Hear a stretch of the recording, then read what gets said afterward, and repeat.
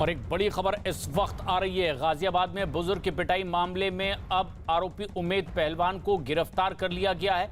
Ghaziabad police ने ही उमेद को गिरफ्तार किया है और अब उससे आगे की पूछताछ भी की जा रही है। गाजियाबाद में एक बुजुर्ग की पिटाई के मामले में एफआईआर दर्ज थी और उमेद पहलवान फरार चल रहा था। स्थानीय नेता और आरोपी उमेद पहलवान को आखिरकार पुलिस ने गिरफ्तार कर लिया है और अब इस पूरे मामले में उससे पूछताछ की जा रही है। हालांकि वो खुद को बेकसूर बताता रहा है, लेकिन पुलिस की गिरफ्त से वो लगातार फरार चलता रहा। एक बुजुर्ग की पिटाई और फिर वीडियो वायरल होने के मामले में ये कई दिनों से फरार आरोपी अब गिरफ्तार हो चुका है। हालांकि उमेद खुद को बेकसूर बताता रहा, लेकिन फिर भी पुलिस की गिरफ्त से बचकर भागता दिखाई दिया था। लेकिन अब बुजुर्ग के पिटाई के मामले में स्थानीय नेता और उमेद पहलवान को गिरफ्तार कर लिया गया है। गाजियाबाद पुलिस ने यह कार्रवाई की है और उमेद को अब गिरफ्तार कर लिया गया है। आगे की कार्रवाई की जा रही है। कई दफा वो सरेंडर करने की भी बात कहता रहा, लेकिन इसके बावजूद वो फरार चलता रहा। हालांकि वो अपनी सफाई भी देता रहा कि बुजुर्ग को सिर्फ थाने ले गया था, शिकायत करवाई, लेकिन उस पर केस गलत है। लेकिन इस पूरे मामले में अब आरोपी को गिरफ्तार कर लिया गया है, जो खुद फरार चलता रहा।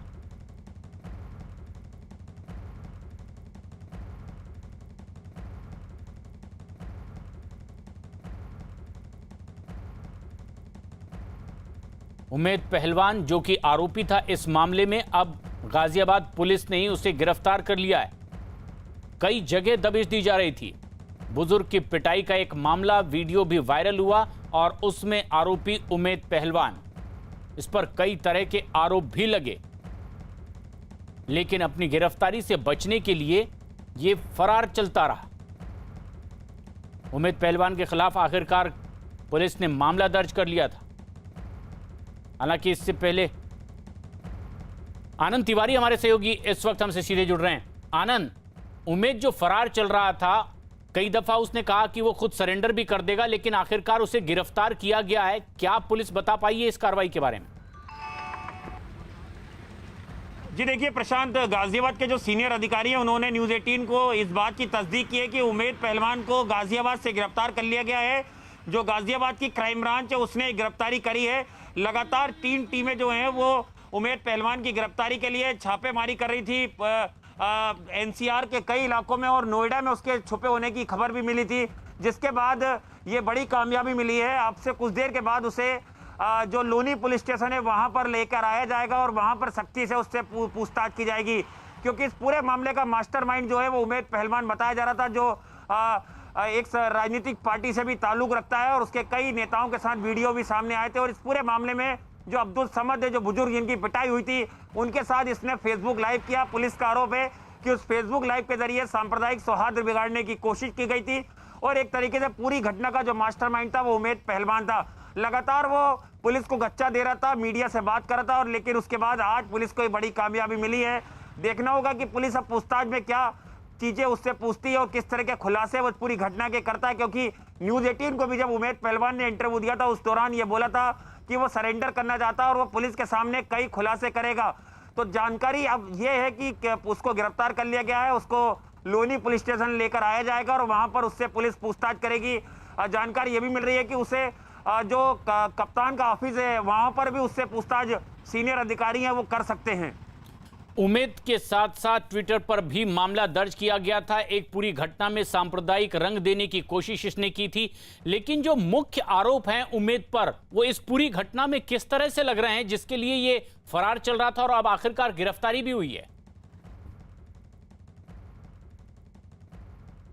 जी देखिए प्रशांत, जिस तरह से लोनी में एक बुजुर्ग के साथ पिटाई हुई और उसको एक सांप्रदायिक रंग देने की कोशिश की गई, उसके बाद अचानक से उमेद पहलवान नाम का शख्स सामने आता है जो बुलंदशहर जाता है। बुजुर्ग पिटाई जिस बुजुर्ग की पिटाई होती है अब्दुल समद, उनके साथ एक फेसबुक लाइव करता है और वहां पर कई ऐसी बातें करता है जो धार्मिक भावनाओं को आहत कर सकती हैं, हिंसा फैला सकती हैं। और उसके बाद वो वहां से लगातार मीडिया को इंटरव्यू देता है और उसके बाद से अंडरग्राउंड हो जाता है। पुलिस आईटी एक्ट और कई धाराओं में मुकदमा दर्ज करती है और उसके बाद उसकी तलाश शुरू होती है। लेकिन लगातार उमेद पहलवान जब मीडिया से बात कर रहा था तो वो ये दलील देता आ रहा था कि उसने ऐसा कोई कार्य नहीं किया है जो धार्मिक भावनाएं भड़काने वाला हो। केवल बुजुर्ग की जो दाढ़ी काटी गई थी उससे वो काफी ज्यादा आहत था।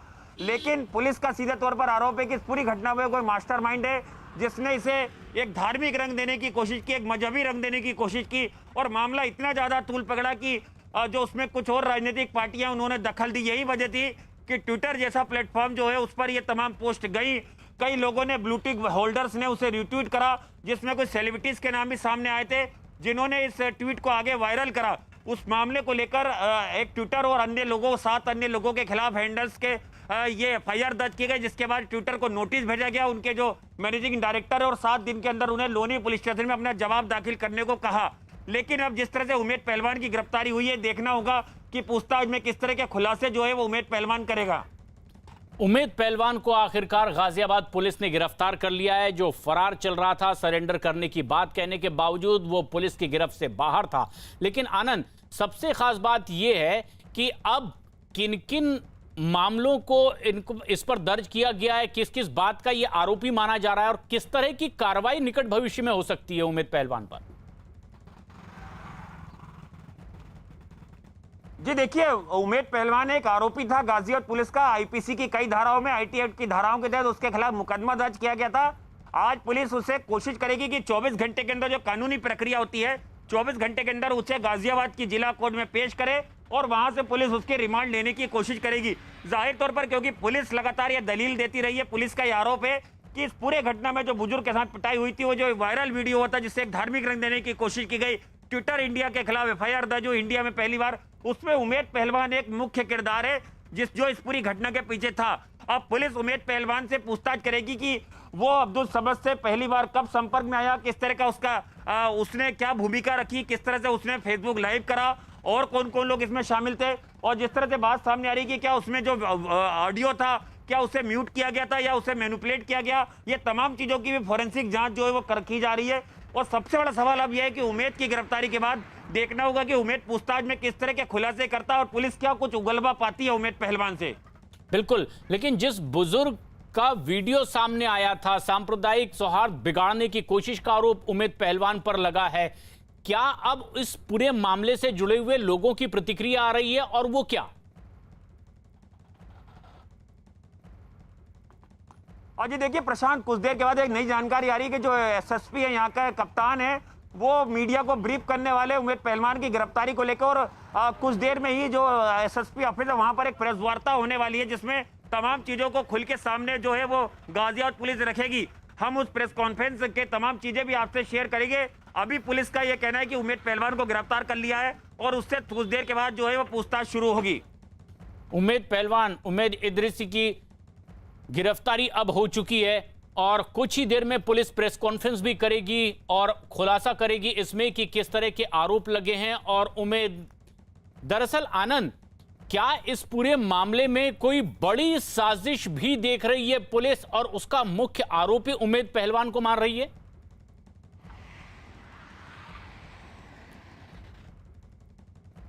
जी देखिए, बिल्कुल साजिश तो बिल्कुल थी प्रशांत। पुलिस का पहले ही कहना था कि एक साजिश के तहत इसे मजहबी रंग दिया गया, इसे सोशल मीडिया पे पोस्ट किया गया। इस ट्वीट को कई लोगों ने रिट्वीट करा, टैग किया और उसे एक प्रोपेगेंडा बनाने की कोशिश की। कांग्रेस तक का नाम सामने आया। कांग्रेस पे बीजेपी ने आरोप लगाया कि राहुल गांधी ने भी इसे एक एजेंडा बनाने की कोशिश की, जिसके बाद ट्विटर के खिलाफ जो उत्तर प्रदेश सरकार के कहने पर उत्तर प्रदेश पुलिस ने एक सख्त एक्शन लेते हुए लोनी पुलिस स्टेशन में आईटी एक्ट और कई अन्य धाराओं के तहत मुकदमा दर्ज किया। उनके मैनेजिंग जो डायरेक्टर है उन्हें 7 दिन के अंदर खुद फिजिकली प्रेजेंट होकर लोनी पुलिस स्टेशन में जवाब दाखिल करने को कहा है। तो कहीं ना कहीं एक बड़ी साजिश थी जिससे एक मजहबी रंग देकर एक राजनीतिक एजेंडा बनाने की कोशिश कुछ लोगों ने की। वही पूरी जांच जो है वो गाजियाबाद पुलिस कर रही है। 9 लोगों को गिरफ्तार किया जा चुका है और इस पूरे मामले में जो बुजुर्ग है उनके जो बयान थे वो विरोधाभासी निकले।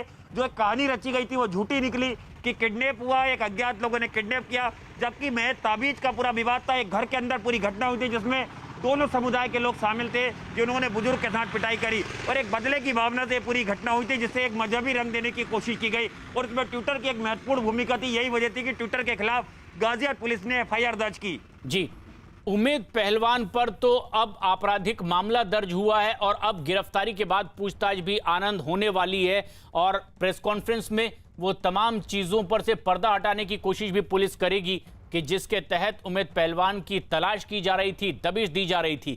लेकिन जिस बुजुर्ग शख्स के साथ मारपीट से ये बात शुरू हुई, जिसका वीडियो बनाया गया, आरोप उमेद पहलवान पर लगा कि उस वीडियो को बनाकर सांप्रदायिक सौहार्द बिगाड़ने की कोशिश उन्होंने की है और इसीलिए भी अब उन पर FIR दर्ज हुई। लेकिन उस बुजुर्ग की ओर से जो बातें सामने आई अब तक, वो क्या?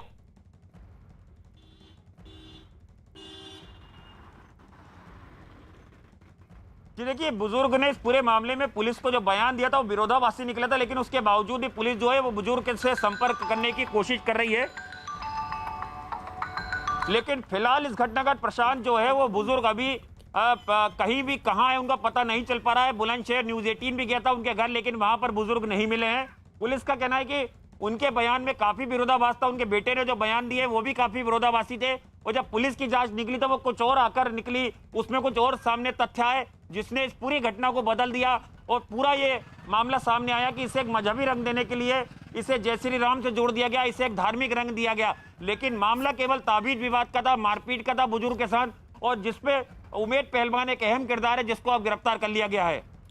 इस पूरे मामले में ये एक मुख्य आरोपी और जिसे अब गिरफ्तार कर लिया गया, जो शुरू में कहता रहा कि वो तो बेकसूर है, उस पर खामखा में केस दर्ज किया गया है, तो सवाल ये उठते रहे कि अगर वो बेकसूर है तो पुलिस के सामने क्यों नहीं आ रहा, सरेंडर क्यों नहीं कर रहा। आखिरकार गाजियाबाद पुलिस ने उसे गिरफ्तार कर लिया और कुछ ही देर में प्रेस कॉन्फ्रेंस करके इस पूरी कार्रवाई के बारे में विस्तार से पुलिस बता सकती है।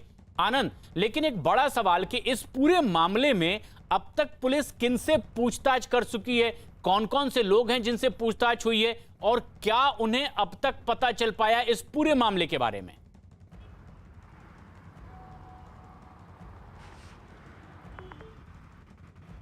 जी देखिए प्रशांत, इसमें 9 लोगों को पुलिस ने अब तक गिरफ्तार किया हुआ है, जिसमें 9 के 9 लोगों को जमानत मिल गई, क्योंकि जिन धाराओं में मुकदमा दर्ज हुआ था उसके आधार पर कानून ने उन्हें जमानत दी है। इसमें जो एक परवेज गुजर है उसको भी जमानत मिल गई है, जो इस पूरे मामले का सबसे अहम किरदार था, जिसके साथ बुजुर्ग की लड़ाई हुई थी ताबीज को लेकर, वो शख्स को भी जमानत मिल गई। लेकिन वो एक अन्य मामले में फिलहाल अभी भी जो डासना जेल है वहां पर बंद है। इस मामले में पुलिस का कहना है कि अभी कुछ 2-3 आरोपी और है जिनकी गिरफ्तारी जो है वो किसी वक्त हो सकती है। इसमें एक और शख्स जो है कोहली, जिसका नाम सामने आया, उसके लिए भी लगातार पुलिस जो है वो दबिश दे रही है। तो करीबन 9 लोग इसमें गिरफ्तार हो चुके हैं, 2-3 लोग और हैं जिनकी गिरफ्तारी होना है। लेकिन सबसे अहम किरदार इसमें था उमेद पहलवान, जिसको आज पुलिस ने, क्राइम ब्रांच ने गाजियाबाद की गिरफ्तार कर लिया है। हमारे साथ अजीत सिंह हमारे सहयोगी लखनऊ से जुड़ रहे हैं। अजीत, उत्तर प्रदेश की राजधानी लखनऊ में किस तरह की गहमा गहमी है? ये मामला जो लगातार देश भर में चर्चा का विषय बना, किस तरह की हलचल प्रशासनिक और शासन के स्तर पर? देखिए बिल्कुल प्रशांत, आपको बता दूं कि कल जब न्यूज़ 18 इंडिया के साथ उत्तर प्रदेश सरकार के मंत्री मोहसिन रजा जुड़े थे तो उन्होंने साफ ये कर दिया था कि 24 घंटे के अंदर उनकी पुलिस उमेद पहलवान को गिरफ्तार करेगी और 24 घंटे से पहले ही गिरफ्तारी उसकी हो गई। गाजियाबाद की क्राइम ब्रांच ने की। उत्तर प्रदेश सरकार की तरफ से जो एसीएस होम है ऑनिस अवस्थी, उनकी तरफ से कहा गया है कि जो भी बड़े चेहरे होंगे उमेद पहलवान के वीडियो की जांच को लेकर एडीजीएलओ पहले ही कह चुके हैं न्यूज़ 18 से कि हम उसकी फोरेंसिक जांच कराएंगे, क्या उसका वॉइस ओवर अगर उसका है, क्या उसे साजिशन उस वीडियो को बनाया गया, क्योंकि जिस तरह से ट्वीट हुए, कई सारे दलों ने ट्वीट किए, लोगों ने उसको धार्मिक रूप देने की कोशिश की, मजहबी रंग देने की कोशिश की, तो सरकार की तरफ से यही बार बार कहा जा रहा था कि हम किसी को छोड़ेंगे नहीं। अब क्योंकि उमेद पहलवान जो मास्टरमाइंड था, सबसे महत्वपूर्ण किरदार था लोनी घटना का, उसकी गिरफ्तारी गाजियाबाद क्राइम ब्रांच ने की है, जिसकी प्रेस कॉन्फ्रेंस में की जाएगी। तो उसको लेकर भी अभी हमारी थोड़ी देर पहले एडीजीएलओ से बात हुई तो उनका सीधे तौर पर कहना था कि हमारी कार्रवाई जारी है, कितना भी बड़ा चेहरा होगा, रसूखदार चेहरा होगा, वो राजनीतिक चेहरा होगा, जो भी होगा हम उसे बेनकाब करेंगे। और इसीलिए पहली एफआईआर ये ट्विटर पर की गई थी। देश का ये पहला मामला था। हालांकि यूपी में भड़काऊ पोस्ट करने के मामलों को लेकर 1147 मामले दर्ज किए गए पिछले 4.5 साल में। तो सरकार की तरफ से, उत्तर प्रदेश के होम विभाग की तरफ से, पुलिस की तरफ से साफ किया गया है कि चूंकि 2022 का विधानसभा चुनाव है, लिहाजा ऐसे वीडियो, ऐसे मामले जब होंगे तो बहुत सारी साजिश के तहत कहीं दंगा ना फैलाया जाए, कहीं मुजफ्फरनगर कैराना की घटना को दोहराने की कोशिश न की जाए। तो सरकार की जो एजेंसियां हैं, स्पेशल सेल उत्तर प्रदेश ने बना दिया, उत्तर प्रदेश सरकार ने, कि जो ऐसे भड़काऊ पोस्ट और चाहे ट्विटर हो, चाहे फेसबुक हो, व्हाट्सएप, सब पर नजर रखेंगे। फिलहाल उमेद पहलवान की गिरफ्तारी के बाद उत्तर प्रदेश की जो एजेंसियां हैं वो और सतर्क हो गई। यूपी पुलिस अभी उन चेहरों को भी उजागर करेगी जो इस घटना के पीछे होंगे, वो चाहे राजनीतिक हो या फिर गैर राजनीतिक। प्रशांत। आनंद, जो नजदीक से नजर बनाए हुए हैं इस पूरे घटनाक्रम पर, वो भी लगातार हमारे साथ बने हुए हैं। आनंद, क्या उम्मीद की जा रही है? दरअसल कौन सी ऐसी बात है जिसकी तफ्तीश में अब पुलिस जुटी हुई है, जिसके तहत आरोपी पहलवान को गिरफ्तार किया गया? जी देखिए, जिस तरह से जो बुजुर्ग अब्दुल समद है उनकी पिटाई की गई, उन्होंने जो एक शिकायत दी वो पूरी तरह से मनगढ़ंत निकली। उस पूरे मामले में अचानक से एक समाजवादी पार्टी के जो स्थानीय नेता है उमेद पहलवान, वो सामने आते हैं, वो एक फेसबुक लाइव करते हैं। वो फेसबुक लाइव जो है वो सोशल मीडिया पे काफ़ी ज़्यादा वायरल होता है। उसमें वो जो बातें करते हैं, पुलिस का आरोप है कि उससे एक धार्मिक जो भावना है वो फैल सकती है, एक उन्माद जैसी स्थिति उत्पन्न हो सकती है। और उन्होंने कई बातों को जो है वो घुमा फिरा के और मनगढ़ंत तरीके से फेसबुक लाइव में पेश किया। उसमें इस बुजुर्ग को भी उन्होंने अपने साथ रखा, प्रशांत। यही वजह थी कि उनके खिलाफ एफआईआर दर्ज की गई। उसमें बाकायदा फेसबुक लिंक को शेयर किया गया एफआईआर में, और उसमें उसके बाद लगातार जो है वो उमेद पहलवान पुलिस से बचने के लिए अपने ठिकाने बदलता रहा, लेकिन मीडिया से वो बात करता रहा। व्हाट्सएप के जरिए उसने अपना फोन बंद कर रखा था और वाईफाई के जरिए वो इंटरनेट लेके किसी और से लगातार वो अपने लोकेशन बदल रहा था। कल भी उसकी लोकेशन जो है वो पुलिस को नोएडा मिली थी। उसके बाद नोएडा में कई जगहों पर पुलिस ने दबिश दी थी, लेकिन उसके बाद अब उसे गिरफ्तार कर लिया गया है और पुलिस इस पूरे मामले में आगे की जो तफ्तीश है वो अब कर रही है। जी, पुलिस आगे की तफ्तीश बढ़ा रही है और गिरफ्तार भी कर लिया गया है इस आरोपी को, जिसकी लगातार तलाश में पुलिस दबिश दे रही थी। और ये आरोपी न्यूज़ 18 से भी कह रहा था कि वो सरेंडर करने वाला है, लेकिन वो लगातार फरार होता रहा, खुद को निर्दोष बताता रहा। लेकिन सवाल यही उठा कि अगर वो बेगुनाह था तो इस तरीके से वो फरार क्यों था? अजीत, अब सरकार की प्रशासन की ओर से जो कार्रवाई हो रही है, किस तरह की आशंका जाहिर की जा रही है और आगे किस तरह की कार्रवाई की उम्मीद इसमें की जा सकती है?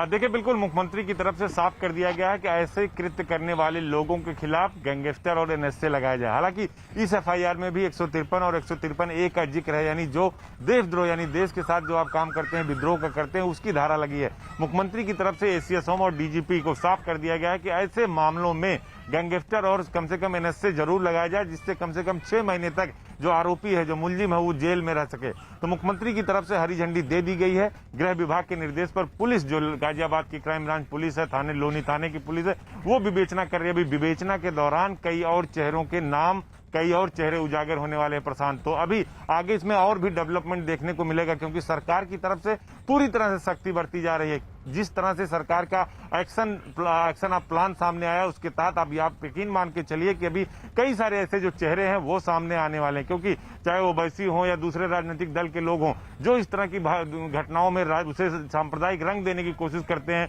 मजहबी तूल देने की कोशिश करते हैं, सरकार ऐसे लोगों पर भी शिकंजा कसने की तैयारी कर रही है। प्रशांत। आनंद, हमारे सहयोगी लगातार हमारे साथ बने हुए। आनंद, एनएसए लगाने की भी मांग होती रही है, आखिर कौन सी ऐसी वजह है जिसके तहत इस तरह की मांग हो रही है और पुलिस किस दिशा में इस कार्रवाई को आगे बढ़ा सकती है?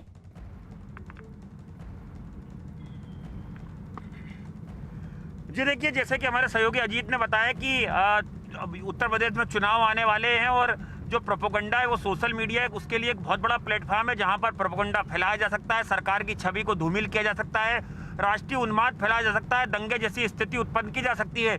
यही वजह है कि खुद गाजियाबाद पुलिस ने ही कई दफ़ा जो है वो ट्विटर को इस तरह के नोटिस भेजे थे, जब कई तरह की पोस्ट जो है वो गाजियाबाद के अलग अलग घटनाओं पर ट्विटर पे पोस्ट की गई थी और ट्विटर ने उन्हें समय रहते ना डिलीट करा, ना ही उस पर कोई संज्ञान लिया। जिन लोगों ने अपने हैंडल से ये ट्वीट किए थे, इस तरह के वीडियो डाले थे, तो कई बार हिदायत दी गई है, लेकिन ट्विटर ने अपनी मनमानी जारी रखी है। ट्विटर ने कहीं ना कहीं उन चीज़ों को अनदेखा करा, उस चीज़ पर मॉनिटरिंग नहीं करी। यही वजह थी कि अब ट्विटर को ये वक्त देखना पड़ रहा है, ट्विटर की मुश्किलें बढ़ती नजर आ रही हैं कि वो पहले कांग्रेस टूलकिट मामले में स्पेशल सेल की पूछताछ का सामना कर रही है और अब ट्विटर को के खिलाफ जो है वो गाजियाबाद के लोनी में हिंदुस्तान का पहला मुकदमा दर्ज हुआ है, जहां पर उसे खुद पार्टी बनाया गया है और इस पूरे मामले में उसके जो अधिकारी हैं उन्हें खुद फिजिकली तौर पर लोनी थाने में आकर 1 हफ्ता के अंदर अपना जवाब देना है और अगर वो जवाब नहीं दे पाते हैं तो उनके खिलाफ लीगल कार्रवाई जो है वो भी उत्तर प्रदेश सरकार, उत्तर प्रदेश की पुलिस करेगी। ये साफ जो है वो सीनियर अधिकारियों ने सूबे के कर दिया है महकमे के, और उसको लेकर कोई भी तरीके की जो ढील या सख्ती है वो गाजियाबाद या उत्तर प्रदेश पुलिस नहीं बरतना चाहती है, चाहे कोई इसी तरह का कोई शख्स हो, ट्विटर में कितना ही बड़ा अधिकारी हो। जी, और अब इसकी गिरफ्तारी हो चुकी है और जैसा कि हमारे सहयोगी आनंद बता रहे हैं कि कुछ ही देर में प्रेस कॉन्फ्रेंस भी गाजियाबाद पुलिस की ओर से होगी और इस पूरे मामले के बारे में विस्तार से जानकारी दी जाएगी। अजीत सिंह भी हमारे सहयोगी लगातार हमारे साथ बने हुए हैं लखनऊ में। अजीत, अगर कई तरह के बयानात आए इस शख्स के बारे में, क्या देखा जा रहा है कि क्या कोई बड़ी साजिश का ये हिस्सा थी और क्या राजनीतिक लोगों के संपर्क की वजह से ये और मामला पेचीदा हुआ, ज्यादा चर्चा में आया? किस तरह की आशंका है इन्वेस्टिगेशन एजेंसीज को? देखिए बिल्कुल जो विवेचना हुई थी उसमें एक तस्वीर वायरल हुई समाजवादी पार्टी के साथ, उसके फेसबुक प्रोफाइल पर वायरल हुआ। दूसरी तरफ जो नंद किशोर बीजेपी के विधायक हैं नंद किशोर गुर्जर गाजियाबाद के, उनके साथ माला पहनाने वाली तस्वीर आई। तो वार प्रत्यारोप का आरोप प्रत्यारोप का दौर चला।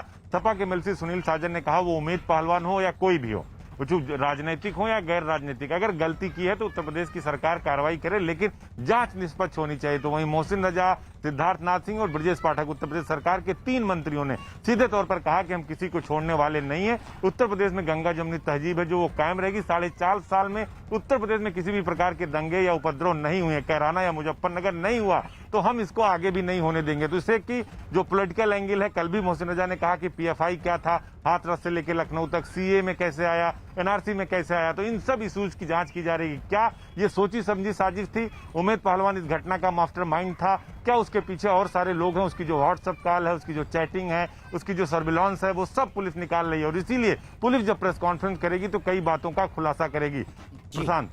आनंद, अब जबकि पुलिस ने गिरफ्तारी कर ली है, क्या कुछ और जानकारी दे पाई है पुलिस? अच्छा, वो बता रहे क्राइम ब्रांच ने की ज्यादा। आनंद, हमारी आवाज अगर आप तक पहुंच रही है, पुलिस ने गिरफ्तारी के बाद क्या नई चीजें बताई है? क्या उनकी ओर से जानकारी मिल पा रही है? उमेद पहलवान नाम के शख्स की गिरफ्तारी दिल्ली में लोक नारायण जयप्रकाश हॉस्पिटल के पास से की गई है, जो अभी तक सूचना मिली है। और वहाँ गिरफ्तारी के बाद फिर गाजियाबाद लाया जाएगा और फिर उनसे आगे की पूछताछ की। से गिरफ्तारी हुई है ये बताया गया है पुलिस की ओर से। गाजियाबाद पुलिस अब गाजियाबाद लेकर आएगी और आगे की कार्रवाई करेगी। लोकनायक अस्पताल के पास से दिल्ली से गिरफ्तारी हुई है आरोपी उमेद पहलवान की। आनंद हमारे सहयोगी भी बने हुए हैं और लगातार उनसे ये अपडेट लेते रहेंगे। अभी जो जानकारी तुरंत मिली है तो उसमें गाजियाबाद पुलिस की टीम के द्वारा उमेद पहलवान नाम के शख्स की गिरफ्तारी दिल्ली में लोक नारायण जयप्रकाश हॉस्पिटल के पास से की गई है, जो अभी तक सूचना मिली है। और वहाँ गिरफ्तारी के बाद फिर गाजियाबाद लाया जाएगा और फिर उनसे आगे की पूछताछ की। अभी जो जानकारी तुरंत मिली है तो उसमें गाजियाबाद पुलिस की टीम के द्वारा उमेद पहलवान नाम के शख्स की गिरफ्तारी दिल्ली में लोक नारायण जयप्रकाश हॉस्पिटल के पास से की गई है, जो अभी तक सूचना मिली है। अब गिरफ्तारी हो चुकी है और अब पुलिस आगे पूछताछ भी करेगी। अजीत सिंह हमारे सहयोगी हमारे साथ बने हुए हैं। अजीत, क्या और पता चल पा रहा है शासन प्रशासन के स्तर पर किस तरह की कार्रवाई आगे हो सकती है? देखिए, बिल्कुल जो हमारे पास खबर है, उत्तर प्रदेश के गृह विभाग ने एसएसपी गाजियाबाद या वहां के प्रशासन से पूरे मामले पर पहले भी संज्ञान लिया था और रिपोर्ट मांगी थी। एसीएस जो होम है उन्नीस अवस्थी, उन्होंने साफ किया है कि इस पूरे मामले की हम गहन विवेचना करेंगे। उमेद पहलवान की गिरफ्तारी के बाद कम से कम ये बात साबित हो जाएगी कि इस वीडियो के पीछे क्या था, क्या ये साजिशन वीडियो बनाया गया था, इसका वॉइस ओवर किसका था, इसके पीछे कौन कौन से लोग थे और कौन कौन, क्या ये वीडियो उमेद पहलवान ने किसी कहने पर बनाया था, उसको कहने के बाद अपलोड किया गया था, इसके पीछे कौन कौन लोग हैं। तो यूपी का गृह विभाग बकायदा पूरी तरह से तैयारी कर रहा है कि इसकी विस्तृत जांच कराई जाएगी। हालांकि गाजियाबाद पुलिस ऑलरेडी इसकी विवेचना कर रही है। उमेद पहलवान की गिरफ्तारी हो गई है, 9 लोग और गिरफ्तार किए गए, लेकिन अभी भी कुछ ऐसे चेहरे हैं जिनको अभी भी उत्तर प्रदेश सरकार और गाजियाबाद पुलिस उनको उजागर करना चाहती, क्योंकि इस घटना के जरिए उत्तर प्रदेश सरकार एक मैसेज देना चाहती है प्रशांत की अगर आप आगे इस तरह की कोई घटना करते हैं या उसमें शामिल रहते हैं तो आपका बचना नामुमकिन है और सरकार आपके खिलाफ बड़ा कदम उठाएगी। वो चाहे सोशल मीडिया के प्लेटफॉर्म हो, ट्विटर से लेकर फेसबुक तक, या फिर आप कोई व्यक्ति हो या किसी बड़े दल में शामिल आप नेता हो या गैर राजनेता हो, आपके खिलाफ एक्शन लिया जाएगा। क्योंकि 2022 के विधानसभा चुनाव से पहले सरकार इस बात को बखूबी जानती है, जो उनकी लोकल इंटेलिजेंस पुलिस होती है, एलआईयू होती है, जगह जगह इस तरह की खबरें आती है, कोई छोटी सी घटना होती है उसे बड़ा बनाया जाता है, तूल दिया जाता है, फेसबुक लाइव किया जाता है, व्हाट्सएप पे वीडियो जनरेट किए जाते हैं। तो इन सब को लेकर शिकंजा कसा जाएगा और उमेद पहलवान के माध्यम से ही सरकार एक बड़ा मैसेज देगी और अभी इस विवेचना का दायरा और बड़ा किया जाएगा। प्रशांत जी,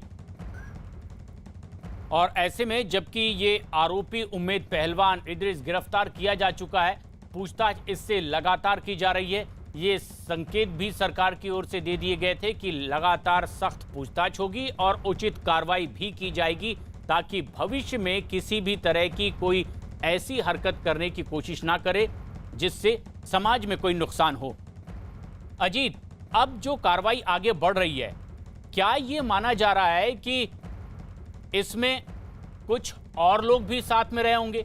दिल्ली पुलिस भी इसके साथ में थी। क्या पुलिस अभी रिमांड इसकी मांगेगी और क्या सभी आरोपियों की गिरफ्तारी हो चुकी है या कुछ की तलाश इसमें जारी है?